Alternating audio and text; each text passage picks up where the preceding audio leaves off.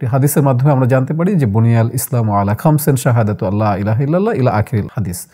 তো এখানে কিন্তু জাকাতের কথা বলাই হয়েছে এবং একটি গুরুত্বপূর্ণ স্তম্ভ। আমরা জানি যে কোনো বাড়ি বা কোনো ঘর কোনো স্তম্ভ ছাড়া কিন্তু হয় না, খুঁটির উপরেই দাঁড়িয়ে থাকে। একটি খুঁটি সরিয়ে নিলেই কিন্তু ওই বাড়িটা নিখুঁতভাবে আর দাঁড়িয়ে থাকতে পারে না, সে একটু রিস্কের মধ্যেই চলে যায়। তো একইভাবে ইসলাম কিন্তু এটা এত বেশি গুরুত্ব দিয়েছে জাকাতকে, যেটা একটি ফরজ ইবাদত, এবং পবিত্র কোরআনে সালাতের পাশাপাশি জাকাতের কথা বারবারই কিন্তু বলা হয়েছে। আমরা দেখি যে রাসূল সাল্লাল্লাহু আলাইহি ওয়াসাল্লামের যুগে যারা জাকাত দিয়েছেন এবং রাসূল সাল্লাল্লাহু আলাইহি ওয়াসাল্লাম নিজেও জাকাত কালেকশনের ব্যাপারে এবং জাকাত কালেক্টর নিয়োগ করেছেন। আমরা জানি যে হযরত মুআজ রাদিয়াল্লাহু তাআলা আনহুকে ইয়ামানে পাঠানো হলো, যে হাদিসটা আছে যে বাআসা মুআযান ইলাল ইয়ামান, যে তখন মুআজ রাদিয়াল্লাহু তাআলা আনহুকে রাসূল সাল্লাল্লাহু আলাইহি ওয়াসাল্লাম জিজ্ঞাসা করলেন যে তুমি কিসের ভিত্তিতে জাকাত আদায় করবে? তখন রাসূল সাল্লাল্লাহু আলাইহি ওয়াসাল্লামকে মুআজ রাদিয়াল্লাহু তাআলা রিপিট করলেন, আপনি বলে দিন।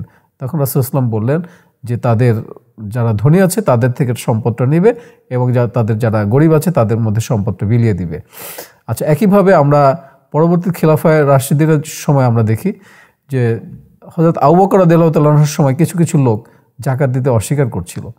তখন হযরত আবু বকর রাদিয়াল্লাহু তাআলা আনহু কিন্তু বলেছিলেন যে রাসূলের যুগে যারা একটি উট বা একটি পশু জাকাত দিত এবং ওই পশুর গলায় যে একটি রশি থাকতো, সেই রশিটাও কেউ যদি এখন দিতে অস্বীকার করে তাহলে তার বিরুদ্ধে আমি আবু বকর জিহাদ করব।